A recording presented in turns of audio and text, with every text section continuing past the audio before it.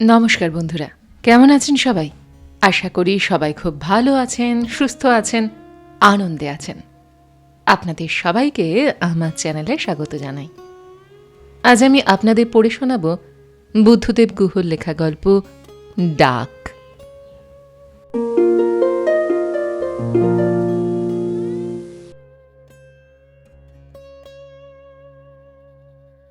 প্ল্যাটফর্মে ২-৪ জন মানুষ, ৩-৪টে কুকুর এবং একজন ফেরিওয়ালা। জোনাকাক বেকার, উঠবেও ২-১ জন, নামবেও তাই। মধ্যপ্রদেশের কয়লা খাদান এলাকার অত্যন্ত ছোট্ট জায়গাটা এই রকমই। ট্রেনটা এসে গেল, ২ মিনিট স্টপেজ।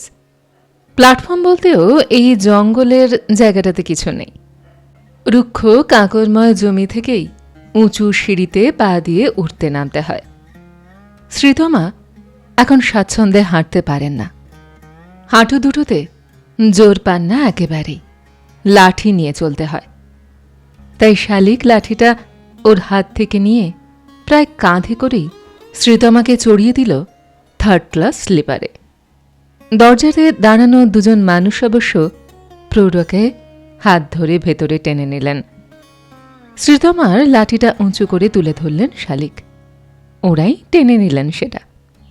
শালিক একটু দ্বিধার সঙ্গে বললেন, একটু দেখবেন ওকে, আপনারাও তো হাওড়াতেই যাবেন নাকি? জি हाँ, कोई फिक्र मत कीजिए बाबा, माई जी का देखभाल करेंगे हम लोगों ने। अकेली जा रहा है क्या? জি हाँ, এবারে শালিক বলল। ট্রেনটা ছেড়ে দিল।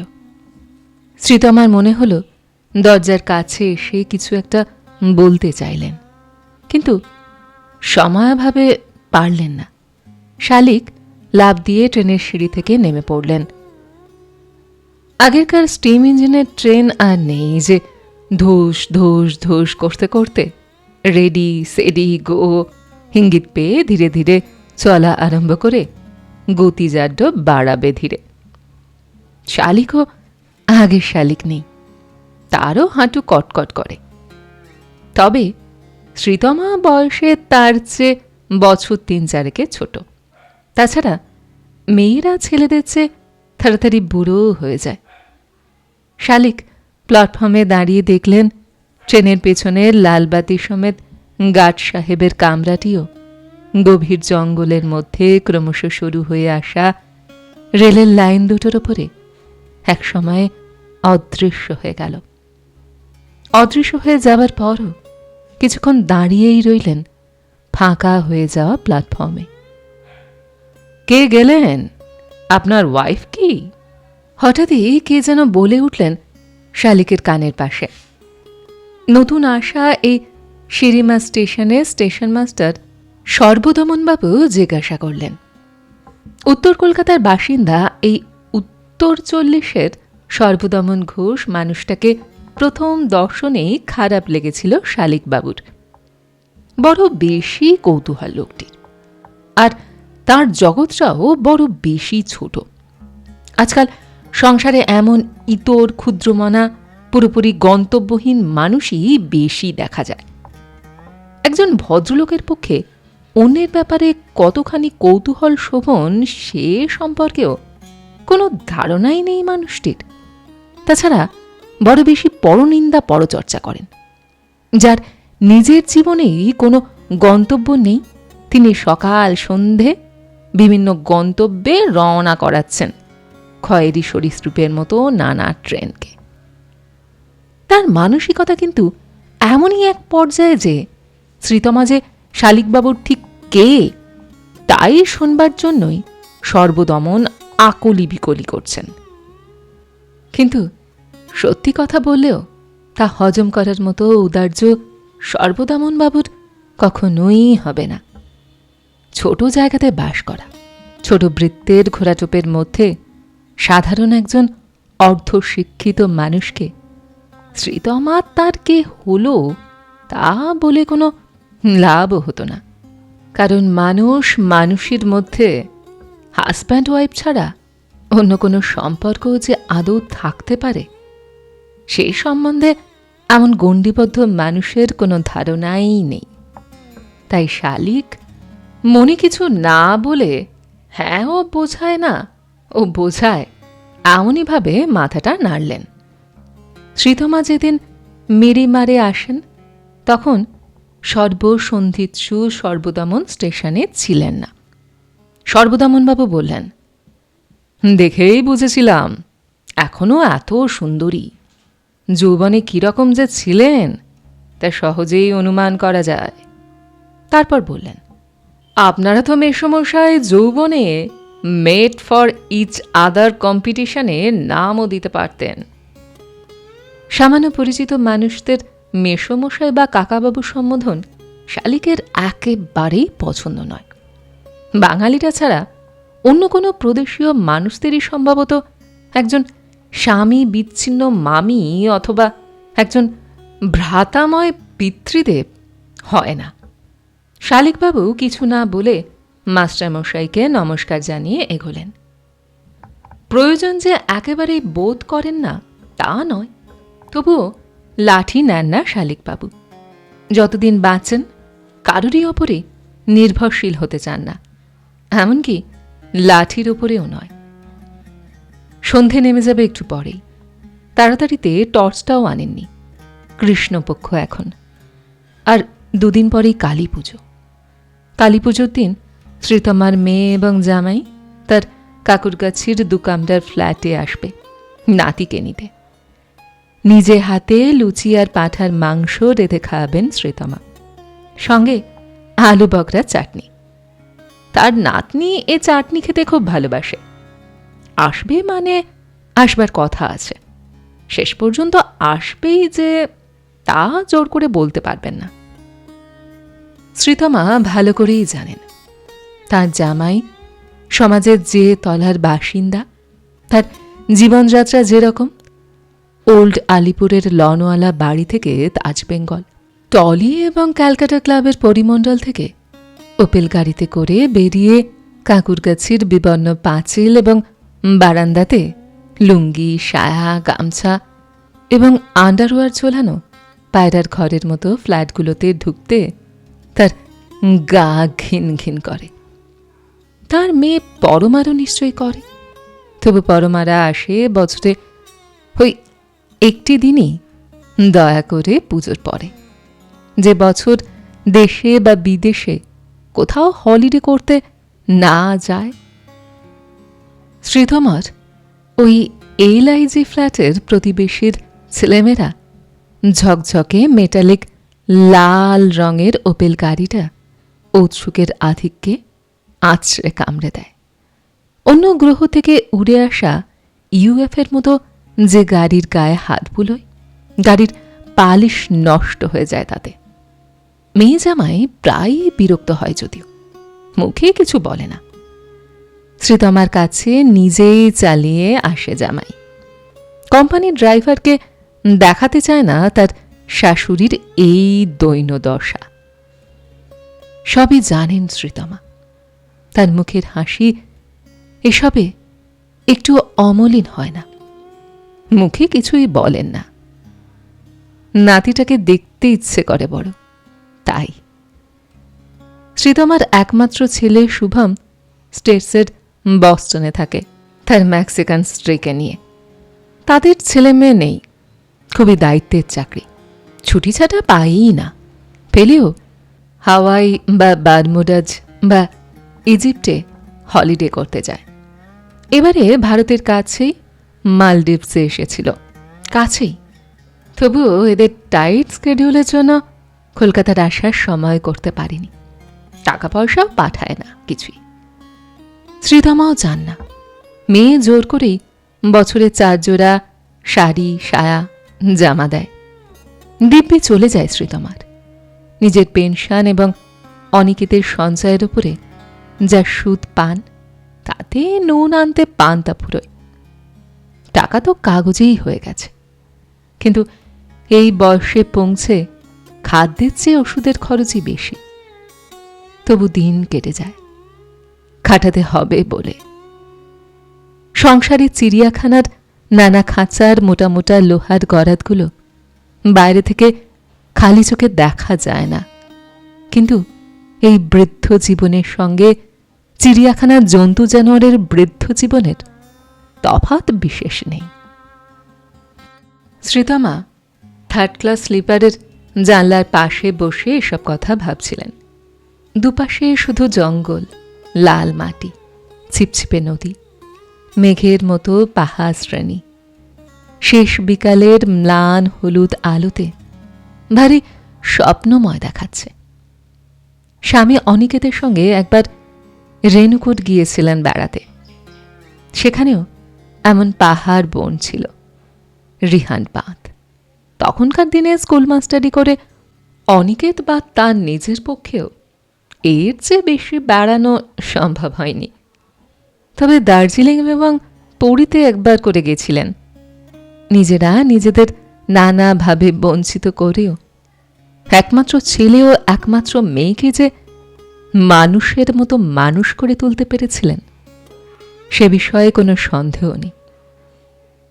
কিন্তু অনিকেত বলতেন, আমরা ফালতু শিক্ষক তমা, ছেলে মেয়ে দুটোকে পুঁথি পড়ালাম শুধু, তাদের চরিত্র গঠন করতে পারলাম না। মানুষের যদি চরিত্রই না থাকে, তবে শুধু চেহারাতে মানুষ হলেই কি কেউ মানুষ হয়? তবে ছেলেমেয়েরা দুজনের যার যার ক্ষেত্রে কৃতি হয়েছে, তাদের সুখ স্বাচ্ছন্দ্যের অন্ত নেই। এর চেয়ে বেশি চাইবার আর কি বা থাকতে পারে সন্তানদের কাছে মা বাবার? শ্রীতমা ভাবেন, সন্তান আর ইন্স্যুরেন্স পলিসি এক তো নয়, স্নেহে সততই নিম্নগামী। ছেলেমেয়ের কাছ থেকে কোনো বাবা মাই কিছু প্রত্যাশার থাকে না, তাদের সুখই বাবা মায়ের সুখ। যদি আজকালকার কোনো ছেলে মেয়ে বাবা মায়ের জন্য কিছু করে, সেটা প্রমত্ত ঝরে ঝরে পড়া আমেরই মতন অপ্রত্যাশিত প্রাপ্তি, হিসেবের বাইরে উইন্ডফল। তার দাম অপরিসীম। কিন্তু অন্য মা বাবার কথা বলতে পারেন না শ্রীতমা। কিন্তু তার কিছু মাত্র প্রত্যাশা নেই কারোর কাছ থেকেই।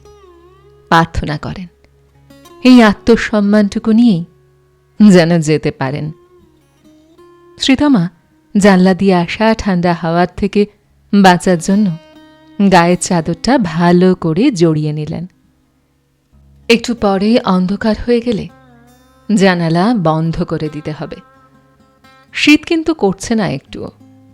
5টা দিন শালিক তার কাছে কাটিয়ে শ্রীতমা যেন জীবনের এক অন্য মানে খুঁজে পেয়েছেন। কেন জানেন না, তার আবারও খুব বাঁচতে ইচ্ছে করছে। অনিকেত চলে গেছে আজ 12 বছর, 1 যুগ। শালিকটা অনিকেতেরই বন্ধু। শ্রীতমা ভাবছিলেন, সংসারে বন্ধু বলে যাদের আমরা জানি, তাদের মধ্যে সকলেই কি বন্ধু? শ্রীতমা শালিক সেনকে শ্রদ্ধাই করে এসেছেন চিরদিন। শ্রদ্ধার মধ্যেও যে ভালোবাসা লুকিয়ে থাকে, সে কথা তেমন করে বুঝতে বুঝতে জীবন তার শেষ করে ফেললেন যে একথা ভেবেই আশ্চর্য হচ্ছেন উনি। শালিকও কোনোদিন মুখ ফুটে কিছু বলেননি। শ্রীতমার নিজের বুদ্ধি সম্বন্ধে খুবই গর্ব ছিল। উনি যে এত বোকা তা 63তে এসে বুঝলেন। আজকে শালিকের এই নিঃশব্দ কিন্তু অপ্রতিরোধ্য ডাককে উপেক্ষা করেন এমন জোর কি তার অনেক আঘাতে ক্ষতবিক্ষত বুকে আছে? কি করবেন জানেন না শ্রীতমা। কে জানে, কলকাতাতে এই হয়তো তার শেষ বারের মতো যাওয়া। কালী পূজার পরে পরেই হয়তো ফিরে আসবেন উনি এখানে। বাকি জীবনটা কাটিয়ে দেবেন শালিকের সঙ্গেই। কথাটা মনে হতেই হাসি পেল তার। তার এখন 63 আর শালিকের 67। বাকি জীবন বলতে এখনো কিছু আছে কি? যতটুকু আছে যদি থাকে, তাতেই পরম মমতাতে প্রলম্বিত করে নেবেন দুজন একা মানুষ। শরীর এখন প্রায় ঘুমিয়েই পড়ছে, কিন্তু মন আছে তরুণী। শেষ বিকালের উষ্ণতাকে সুগন্ধি বালাপোষের মতো শরীরে মনে জড়িয়ে নিয়ে সেই সুগন্ধের ওম ও শিশির ছড়া কবষ্ণ রাতগুলো একে অন্যকে বুকের মধ্যে জড়িয়ে কেটে যাবে রমরম করে। শ্রীতমা এসব ভাবতে ভাবতে যেন কলেজের মেয়ে হয়ে গেলেন। 19 বছরের লেডি ব্রেবনের শ্রীতমা। ববিসের ছেলে ইয়াসিন গরু বাছুরগুলোকে জঙ্গল থেকে নিয়ে এলো। অন্ধকার হয়ে গেছে। এত দেরি করলে কেন ইয়াসিন? শালিক জিজ্ঞাসা করলেন। জানিস না বাঘ আছে জঙ্গলে? বড় বাঘে প্রধানের একটা গরুকে ধরেছে, তাই জন্য আজ সকলের গরুই ভয়ে এদিক ওদিক ছটকে গেছিল। খুঁজে পেতে আনতে দেরি হলো, তাই। তোকে যদি ধরতো? তা ধরতে পারে। তাড়াতাড়ি যাবি, দিনে দিনে ফিরবি। বাঘে গরু ধরবে না? বাঘের যা খাদ্য তা না পেলে বাঘ কি করবে? শালিক বললেন। আম্মির গাড়ি কি চলে গেল? ইয়াসিনের আব্বা বশির জিজ্ঞাসা করল। হ্যাঁ। আবার আসবেন তো? কেন? এখানে আসবেন কেন বারে বারে? এখানে ওর কে আছে? আমরা তো আছি আব্বা, আমাদের জন্য আসবেন। উনি এলে আপনারও খুব সুবিধে হবে, আনন্দ হবে। দেখবেন ফতিমা, আমি আর ইয়াসিন মিলে তাকে কত যত্ন আত্তি করি। জানি না আসবেন কিনা, এলে তো চিরজীবনের মতোই আসতে হয়। তোরা চিঠি লেখ সকলে। উর্দু কি আম্মি বুঝবেন? আমি তর্জমা করে দেব। কথা বুঝতে ভাষা না জানলেও চলে। আমার চিঠির সঙ্গে তোদের চিঠিও জুড়ে দেব। লিখলে আজ রাতেই লিখে ফেলো। আমিও আজ রাতেই লিখব। আর শোন বশির, ফতিমাকে বলবি রাতে আমি কিছু খাবো না। দুপুরে আজ বড় দেরিতে খাওয়া হয়েছে, বেশি খাওয়া হয়ে গিয়েছে। দুধ খইও খাবেন না? না, এসবগুলো খাবো শুধু। শোবো তাড়াতাড়ি। কাল স্কুল আছে, মনে আছে তো? হ্যাঁ আব্বা, মনে আছে। কি শীত কি গ্রীষ্ম, রাতে গরম জলে চান না করলে ঘুম হয় না শালিকের। চান টান করে উঠে আয়নার সামনে দাঁড়িয়ে চুল আঁচড়াতে আঁচড়াতে নিজেকে ভালো করে দেখলেন একবার। বহু বছর পরে। বুড়ো তো হয়েছেনই, চুল পাতলা হয়ে গেছে, পেটের কাছে মেদ হয়েছে, চোখ নিষ্প্রভ। কিন্তু তার মধ্যে আয়নায় প্রতিফলিত আলোতে দেখলেন যে তার মুখে কেমন একটা আলকা দীপ্তি লেগেছে, মেয়েদের মুখে বিয়ের পরে পরে যেমন লাগে। শ্রীতমার সঙ্গে যখন ওর প্রথম আলাপ হয়, তখন শ্রীতমা লেডি ব্রেবন কলেজে পড়তেন, 3rd ইয়ারে। শ্রীতমা প্রায়ই বলতেন তখন, ময়দানে বা বোটানিক্যাল গার্ডেনে শালিককে দেখলে 1 ফর সরো 2 ফর জয়। কথাটা কেন মনে পড়ল তা জানেন না শালিক, কিন্তু অবশ্যই পড়ল। মনে পড়াতে তার মনে এক চিলতে হাসি ফুটে উঠল। একলা শালিককে বুড়ো বয়সে এসে দোকলা হবেন? কে জানে কি হবে। মানুষের জীবন প্রথম বর্ষণের পরের পাহাড়ি নদীর মতোই। খড়কুটো, বহুবর্ণ লতাপাতা, নুড়ি পাথর সব ভাসিয়ে নিয়েই যে যায়, সে শুধু তাই নয়, কখন যে কোথায় কোন বাঁক নেয় তা খরস্রোতা হঠাৎ ঘুম ভাঙা পাহাড়ি নদীর মতন জীবনও জানে না। গরম চাদরটা জড়িয়ে নিয়ে বসলেন। শালিক চিঠিটা এখনই লিখে না ফেললে পরে হয়তো আর লেখাই হবে না। সবকিছুই বলবার বা লেখার একটা নির্দিষ্ট সময় থাকে, হয়তো দেয়ারও। সেই সময় উত্তীর্ণ হয়ে গেলে ঋণের মেয়াদের মতো কথা বা চিঠির বা উপহারের মেয়াদও ফুরিয়ে যায়, তামাদি হয়ে যায়। সেই সময় অতিক্রান্ত হয়ে গেলে জীবনের খতিয়ানের না যাই খাতে তা লিখে দিয়ে তা বাতিল করতে হয়। মিরিমার, ধৌরি, মধ্যপ্রদেশ, রবিবার। কল্যাণিয়া সুশ্রী, এখন তুমি বোধহয় চলন্ত ট্রেনে বসে রাতের খাবার খাচ্ছ। ফতিমা পরোটা আর গুলবাহার কাবাবটা ভালোই করে, তোমার জন্য আরো বেশি যত্ন নিয়ে করেছে। আশা করি তোমার ভালোই লাগবে। খাবার জল আরেক বোতল দিলে ভালো হতো। শোয়ার সময় মাফলারটা গলাতে জড়িয়ে শুও। মাইকাল রেঞ্জের নিচের খাদের মধ্য দিয়ে ট্রেনটা যখন যায় তখন ঠান্ডা আরো বেশি লাগে। মনে পড়ে তোমার কটি প্রিয় পংক্তি ছিল রবীন্দ্রনাথ ঠাকুরের। আমার মুখে শুনতে ভালোবাসতে তুমি খুব। রাতের রেলগাড়ি দিল পারি, গাড়ি বুড়া ঘুম, তোমরা নিঝুম।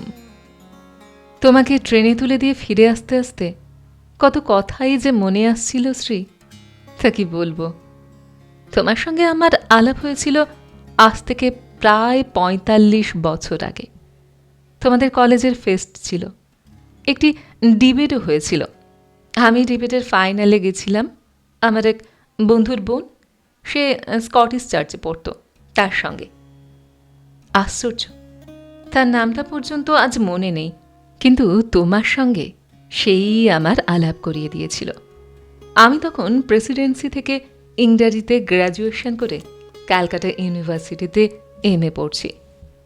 তোমার সঙ্গে আলাপ হয়ে মনে হয়েছিল জন্মাবধি তোমাকেই যেন খুঁজে বেড়াচ্ছিলাম। তোমার দীর্ঘ গ্রীবা, তোমার উজ্জ্বল দুটো চোখ, তোমার হালকা ছাই রঙা শাড়ি, অত্যন্ত সুরুচিবান অথচ কম দামি গয়না, তোমার স্মার্ট অথচ নরম ইংরেজি উচ্চারণ, মাইকের সামনে দাঁড়িয়ে আমাকে অভিভূত করেছিল। তারপরের কথা তো তুমি জানোই।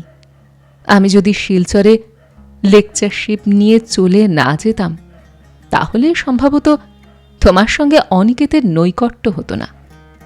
তোমরা বড় লোক ছিলে। তোমার বাবা যে গরিব আমাকে পছন্দ করতেন না তা বুঝতে পারতাম। তুমিও তো কখনো একটিও চিঠি লেখনি তখন আমাকে।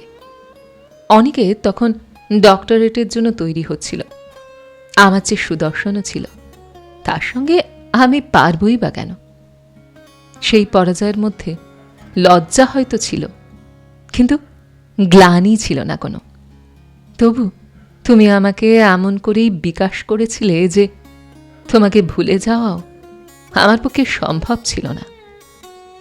এনক আর আর্ডেনের মধ্যে কাকে যে মেয়েদের চিরন্তন পছন্দ তা সেদিনই জেনেছিলাম, যেদিন ডাকে তোমার বিয়ের চিঠিটা পেয়েছিলাম।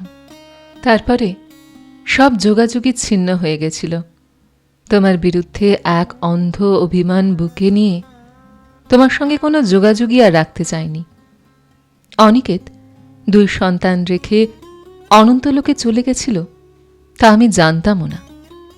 এখন বুঝি যে তারপর থেকে তুমি অনেকই করেছ, আজও করছ। আমি ঘুণাক্ষরেও জানতে পারলে তখন তোমার পাশে গিয়ে দাঁড়াতাম। শ্রীতমা প্রাইমারি স্কুলের কথা তুমি এখানকার গণেশ ব্যানার্জির কাছে অ্যাক্সিডেন্টালি না শুনলে এবং আমার এখানকার ঠিকানাতে চিঠি না লিখলে এই জীবনে যোগাযোগই হয়তো আর হতো না। আমার স্কুলের নাম তোমার নামে কেন দিলাম তা পরে তোমাকে বলবো। বাগান করা ছাড়া ছোট ছেলে মেয়েদের পড়ানো এবং তাদের মানুষের মতো মানুষ গড়ে তোলার মতো আনন্দ আমি আর কিছুতেই পাইনি। আমার জীবনের সব সঞ্চয়ই মধ্যপ্রদেশের এই প্রত্যন্ত অঞ্চলে গোঁদ বাইগাদের এবং কিছু মধ্যপ্রদেশীয় মুসলমানদের ছেলে মেয়েদের মানুষ করার জন্য ব্যয়িত হয়ে গেছে। আরও টাকার দরকার, তাই ইনকাম ট্যাক্সের 80G ধরাতে যাতে দানের উপরে ছাড় পাই, গণেশকে পাঠিয়েছিলাম ভোপালের আয়কর দপ্তরে, ডিরেক্টর অফ এক্সেমশনের কাছে। সেখানেই তোমার প্রতিবেশী রাজেন ঘোষের সঙ্গে গণেশের দেখা না হলে আমাদের এই পুনর্মিলন আদৌ সম্ভব হতো না।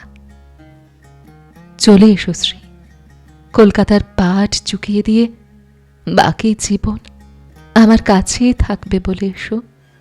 তোমার লা মার্টস আর লরেটোতে পড়া নাতি নাতনিটা তোমার যত আপন তার চেয়ে অনেক বেশি আপন অনেক নাতি নাতনিকে তুমি তোমার নামাঙ্কিত স্কুলে পাবে। তোমার নিজের নাতি নাতনিরা কোনো মাল্টি ন্যাশনাল কোম্পানির সিইও হবার সাধনাই করবে।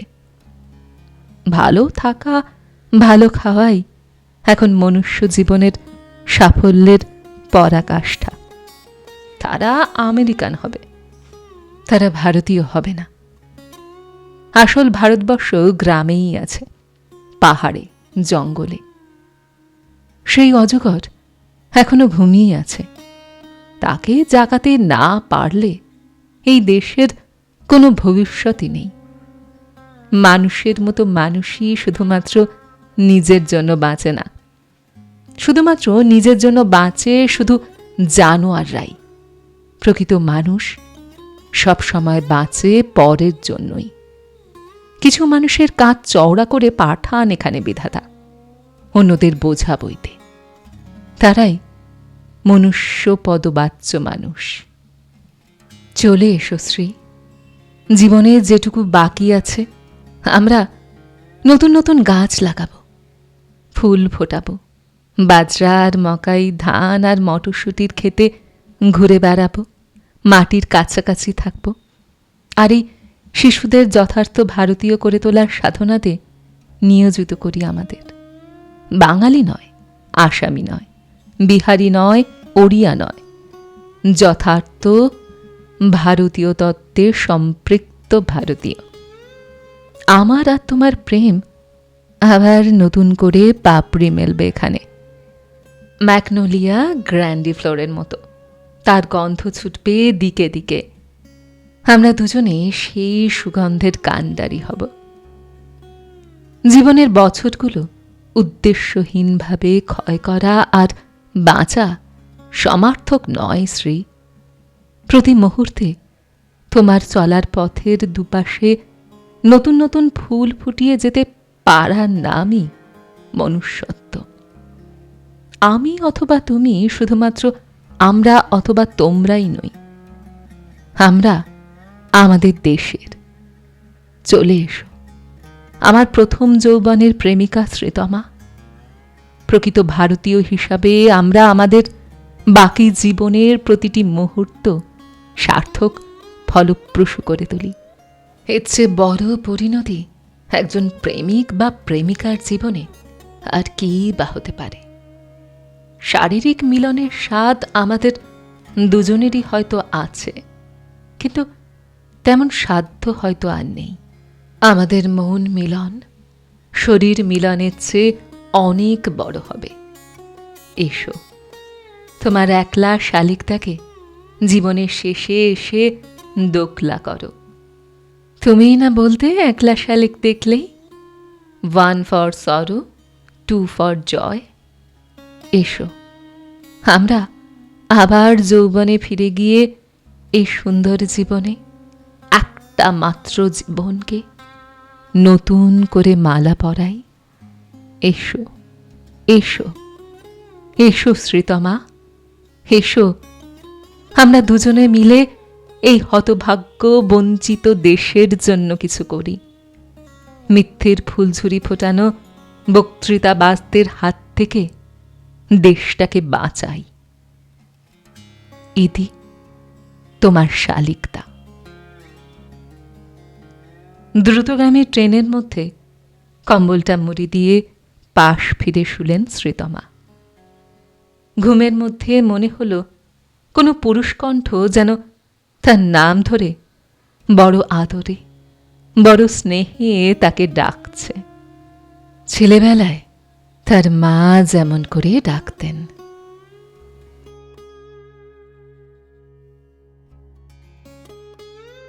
গল্পটি এইখানে সমাপ্ত হল। আপনারা এতক্ষণ শুনছিলেন বুদ্ধদেব গুহর লেখা গল্প ডাক। গল্পটি আপনাদের কেমন লাগলো বা আমার গল্পপাঠ আপনাদের কেমন লাগলো কমেন্ট সেকশনে অবশ্যই লিখে জানান। যদি আমার গল্পপাঠ আপনাদের ভালো লেগে থাকে তাহলে আশা করব লাইক শেয়ার অবশ্যই করবেন। আর এই ধরনের সুন্দর সুন্দর কাহিনী আরও শুনবার জন্য আমার চ্যানেলটিকে সাবস্ক্রাইব করতে ভুলবেন না কিন্তু। তবে আজ এই পর্যন্ত। আমি খুব তাড়াতাড়ি আবারও অন্য কোনো কাহিনী নিয়ে আপনাদের কাছে চলে আসছি। সবাই খুব ভালো থাকবেন, সুস্থ থাকবেন, আনন্দে থাকবেন। নমস্কার।